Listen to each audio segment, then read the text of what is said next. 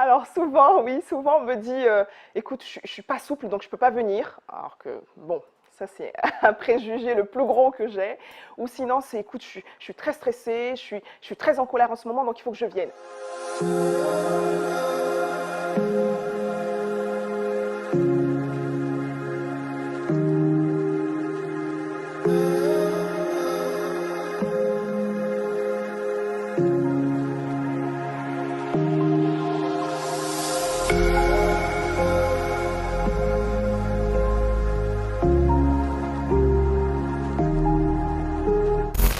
Bonjour, je m'appelle Lorena, j'ai 32 ans et je suis professeure de yoga.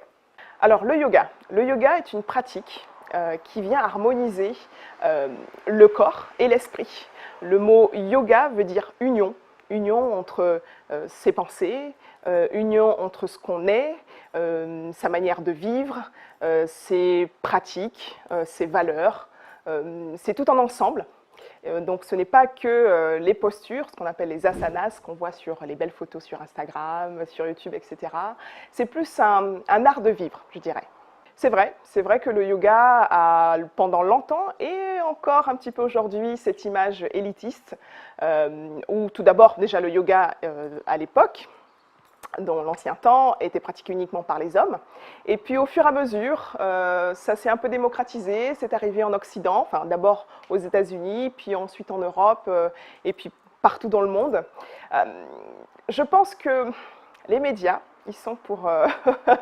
Désolée, ils sont pour une bonne... ils sont un peu coupables, disons, puisqu'on voit toujours ces personnes minces, grandes, élancées, qui peuvent mettre la jambe derrière la tête, alors que ce n'est pas du tout ça. Je pense que ça se démocratise un peu plus, en effet. Je pense que, ben déjà, rien que moi, vous me regardez, je suis noire, j'ai des formes, j'ai le crâne rasé.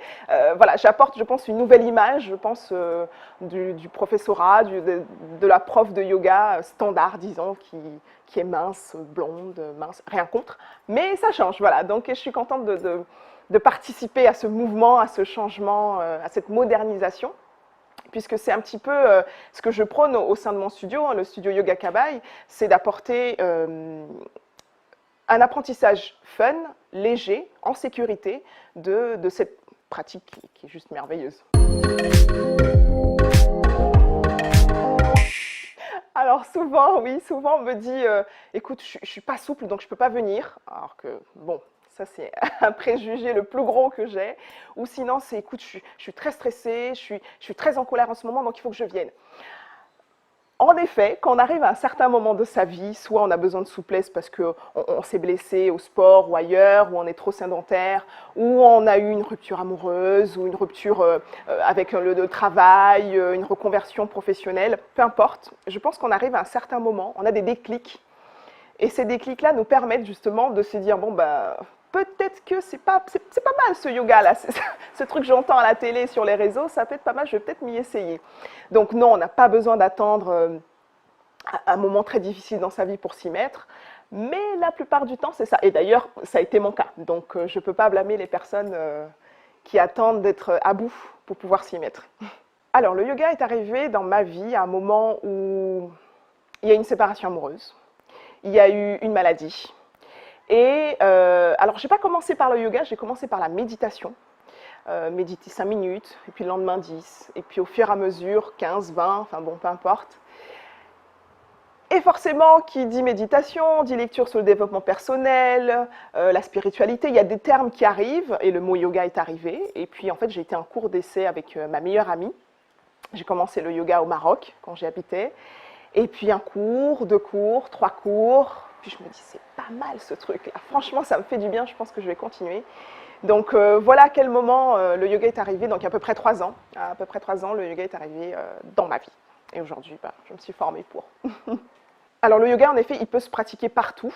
On n'a pas besoin d'avoir les super tenues à la mode, le super tapis à 100 €, les blocs et tous les sangles, enfin tous les accessoires qu'on peut avoir durant une pratique. Je pense que le yoga est... alors c'est pas un sport, hein, je dis pratique, je préfère dire pratique, la plus simple des pratiques, puisqu'il suffit d'être là sur une terrasse, peu importe chez soi, dans son salon, et puis poser une petite serviette, ça suffit. être en pyjama aussi, en sortant du lit, ou même sur son lit. On n'a pas besoin d'avoir voilà, mille et un accessoires pour pouvoir pratiquer, parce que c'est surtout sa respiration, c'est surtout son corps, ses pensées, et juste tout simplement essayer, j'ai bien dit, d'être déconnecté, tout simplement revenir à l'instant présent. Et l'instant présent, c'est son corps, c'est là où on est. Il n'y a pas besoin d'avoir 10 milliards d'accessoires.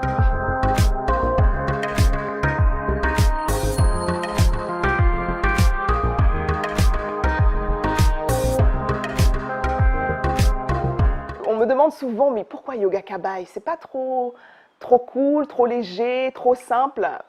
Moi, je réponds. Alors déjà, Yoga Kabai, comment c'est arrivé? C'est une discussion avec un ami au téléphone et j'étais encore en métropole. Et il me dit, ah ouais, yoga, c'est bien, tu vas faire ça. Si tu rentres en Guyane, t'imagines, tu vas pouvoir apporter tout ça aux personnes. Et à la fin, il me dit, ah ouais, Yoga Kabai.